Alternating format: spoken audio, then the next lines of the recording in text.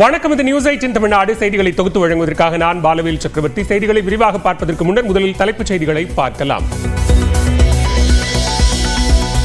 10 நாட்களுக்குள் துணை முதலமைச்சராக உதயநிதி ஸ்டாலின் பதவியேற்பார். அமைச்சர் தாமு அன்பரசன் திட்டவட்டம்.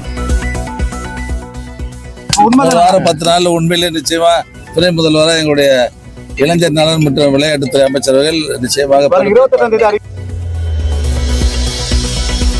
ஒரே நாடு ஒரே தேர்தலை நடைமுறைப்படுத்த முடியாது என முதலமைச்சர் மு.க. ஸ்டாலின் விமர்சனம்.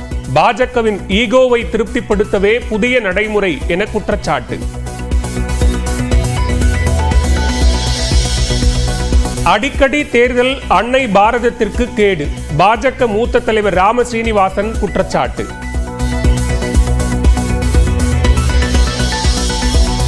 அண்ணாமலை படிக்கச் சென்றிருப்பதால் பாஜகவில் மிகப்பெரிய நிகழ்ச்சிகள் வேண்டாம் என மேலிடம் கட்டளை. சேவை நிகழ்வுகள் மட்டும் போதும் என பாஜக தலைமை கூறியுள்ளதாக முன்னாள் தலைவர் தமிழிசை பேட்டி. அவர் படிக்க போயிருக்கிறார். அவர் போயிருக்கிற நேரத்தில் கட்சி ஒரு குழு அமைக்கப்பட்டிருக்கிறது. மிகப்பெரிய நிகழ்ச்சிகள் நடத்த வேண்டாம் என்றும் எங்களுக்கு கோரிக்கை வைக்கப்பட்டிருக்கிறது, கட்டளை இடப்பட்டிருக்கிறது. அதனால சேவை நிகழ்ச்சி, அதற்கு பின்பு உறுப்பினர் சேர்க்கை, அது உறுப்பினர் சேர்க்கை சிறப்பாக நடைபெற்று வருகிறது.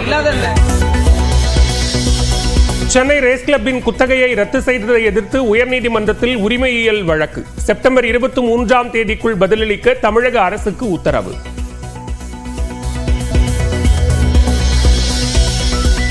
சென்னை கொருக்குப்பேட்டையில் ஆட்டோ ஓட்டுநரை காவல்துறையினர் தாக்கியதாக தாய் புகார்.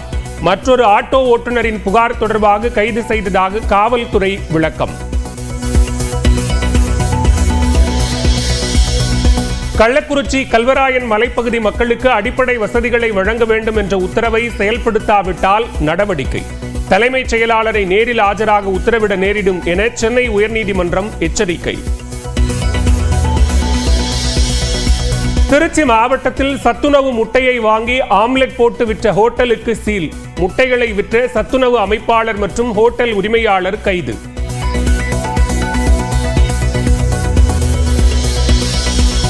அரசு பள்ளிகள் இல்லாத பகுதிகளில் இயங்கும் அரசு உதவி பெறும் பள்ளி மாணவர்களுக்கு 7.5% இடஒதுக்கீடு ஏன் வழங்கக்கூடாது? பள்ளிக்கல்வித்துறை செயலாளர் பதிலளிக்க சென்னை உயர்நீதிமன்ற மதுரை கிளை உத்தரவு. தென்காசி அருகே கடன் தொல்லையால் 3 குழந்தைகளுடன் தாய் தற்கொலை முயற்சி. 3 வயது சிறுவன் உயிரிழந்த பரிதாபம்.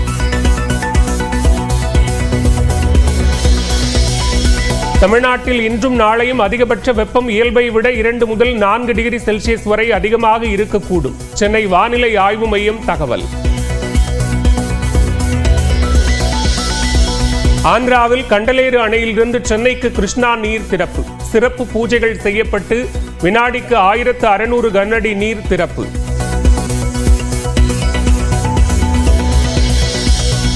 ஜம்மு காஷ்மீருக்கு மீண்டும் மாநில அந்தஸ்து வழங்கப்படும். ஸ்ரீநகர் பரப்புரை கூட்டத்தில் பிரதமர் நரேந்திர மோடி உறுதி. ஹரியானாவில் ஆட்சிக்கு வந்தால் பெண்களுக்கு மாதம் 2100 ரூபாய் என பாஜக வாக்குறுதி. 2000 ரூபாய் வழங்கப்படும் என காங்கிரஸ் அறிவித்த நிலையில் 100 ரூபாய் அதிகம் தருவதாக கூறியுள்ள பாஜக.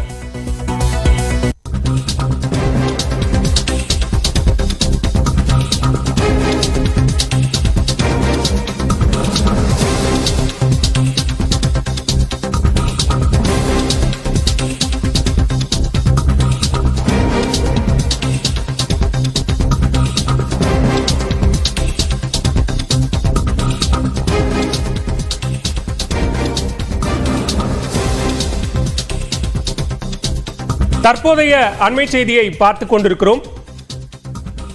திமுக உறுப்பினர்கள் கூட்டத்தில் பிரியாணி போடவில்லை என்பதை காரணம் காட்டி சப்ளையர் மீது தாக்குதல் நடத்தப்பட்டிருக்கிறது. சப்ளையரை திமுகவினர் தாக்கிய வீடியோ வெளியான நிலையில் தற்போது பரபரப்பான சூழல் ஏற்பட்டிருக்கிறது. தொடர்பான கூடுதல் விவரங்களோடு இணைகிறார் செய்தியாளர் வெங்கடேசன். விவரங்களை பதிவு செய்யலாம். பாலா, திருப்பத்தூர் மாவட்டம் ஜோலார்பேட்டை அடுத்த பாலநாம்பம் பகுதியில் தனியார் திருமண மண்டபத்தில் திமுக பொது உறுப்பினருக்கான கூட்டம் நடைபெற்றது. இதில் அமைச்சர் ஏவா வேலு பங்கேற்ற நிலையில் மதிய உணவாக பிரியாணி ஏற்பாடு செய்யப்பட்டிருந்தன. அப்பொழுது திமுகவினர் அதிக அளவில் கூட்டம் இருந்த போது அவர்களுக்கு பிரியாணி வழங்கப்பட்டிருக்கிறது. ஒரு கட்டத்தில் பிரியாணியை அவர்களுக்கு வழங்க முடியாத ஒரு சூழ்நிலை ஏற்பட்டுள்ளது. அந்த திமுகவினர் தரையில் அமர்ந்து பிரியாணி சாப்பிட்டுள்ளனர். அப்பொழுது சப்ளையர் அவர்களுக்கு பிரியாணி வழங்கவில்லை என தெரிகிறது. இதனால் அங்கு இருக்கக்கூடிய திமுக ஒருவர் அந்த சப்ளையரிடம் கேட்டுள்ளார். அப்பொழுது அந்த சப்ளையர் திமுகவை தட்டால் தாக்கி உள்ளனர். பிறகு திமுகவினர் ஆத்திரமடைந்து அந்த சப்ளையரை அடித்து தும்சம் செய்யக்கூடிய காட்சிகள் தற்பொழுது சமூக இணையதளங்கள் வைரலாகி பரபரப்பை ஏற்படுத்தியுள்ளது. மேலும் இது தொடர்பாக காவல்துறையினர் தற்பொழுது விசாரணையானது மேற்கொண்டு வருகிறார்கள். பாலா, நன்றி வெங்கடேசன், விரிவான விவரங்களுக்கு.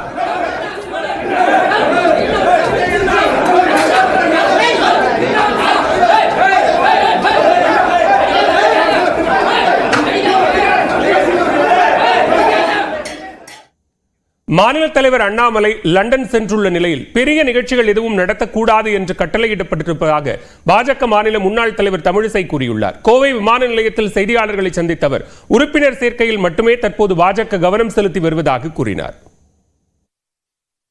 தமிழகத்தில் முதலமைச்சர் அவர்கள் வெளிநாடுகளுக்கு சென்று முதலீடுகளை ஈட்டி வருகிறேன் என்று சொல்கிறார்கள். ஆனால் சாம்சங் தொழிலாளர்கள் 10 நாட்களாக வேலை நிறுத்தத்தில் ஈடுபட்டிருக்கிறார்கள். மூடிய போர்டு கம்பெனியை கொண்டு வருவேன்னு சொல்றாரு. ஆனா இந்த வேலை நிறுத்தத்திற்கு பின்னால் கம்யூனிஸ்டுகள் இருக்கிறார்கள் என்ற ஒரு தகவலும் வெளியே சொல்லப்பட்டிருக்கிறது. ஆக கமிஷன், கரப்ஷன், கலெக்ஷன், கம்யூனிஸ்டுகள் இருக்கும் வரை எந்த நிறுவனமும் எந்த தொழிற்சாலையும் இவர்கள் சரியாக நடத்த முடியாது. தினம் மரியாதைக்குரிய அண்ணன் எச் ராஜா அவர்கள் தலைமையில் இன்னைக்கு கூட நான் இங்க வந்திருக்கேன். தமிழ்நாடு முழுவதும் நாங்க உறுப்பினர் சேர்க்கையில் ஈடுபட்டு இருக்கிறோம். அதனால உறுப்பினர் சேர்க்கை தான் எங்களோட பிரதான முயற்சியா இருக்குது. அதனால தான் மிகப்பெரிய நிகழ்ச்சிகள்லாம் மிகப்பெரிய நிகழ்ச்சிகள் நடத்த வேண்டாம் என்றும் எங்களுக்கு கோரிக்கை வைக்கப்பட்டிருக்கிறது, கட்டளை இடப்பட்டிருக்கிறது. அதனால சேவை நிகழ்ச்சி, அதற்கு பின்பு உறுப்பினர் சேர்க்கை, அது உறுப்பினர் சேர்க்கை சிறப்பாக நடைபெற்று வருகிறது. இல்ல, நான் அதுக்கு பதில் இல்ல, அது நீங்க வேணும்னா இப்படிப்பட்ட கேள்விகள் கேட்க வேண்டாம். கட்சி அவர் படிக்க போயிருக்கிறார். அவர் போயிருக்கிற நேரத்தில் கட்சி ஒரு குழு அமைக்கப்பட்டிருக்கிறது. அந்த குழு கூட கோர் கமிட்டி கூட சேர்ந்து திருச்சியில என்ன திட்டமிட்டோம் பணியாற்றி கொண்டிருக்கிறோம். அமைச்சர் உதயநிதி துணை முதலமைச்சர் ஆக உள்ளது உண்மைதான் என அமைச்சர் தாமு அன்பரசன் தெரிவித்துள்ளார். காஞ்சிபுரத்தில் செய்தியாளர்களிடம் பேசிய அவர் இன்னும் 10 நாட்களுக்குள் உதயநிதி துணை முதலமைச்சராக பதவியேற்பார் என்று கூறினார். அமைச்சர் துணை முதலமைச்சர் வாய்ப்பில்லை, இருக்கு போது உண்மையிலே இருக்கு போது. அது வாரம் 10 நாள்ல உண்மையிலே நிச்சயமா துணை முதல்வராக எங்களுடைய இளைஞர் நலன் மற்றும் விளையாட்டுத்துறை அமைச்சர்கள் நிச்சயமாக 28ஆம் தேதி அறிவிக்க வாய்ப்பு இருக்கு. இன்னொரு வாரத்தை நாளைக்கு கூட அறிவிச்சாலும் அறிவிச்சிருவாங்க. தயாரா இருக்கோம் நாங்க.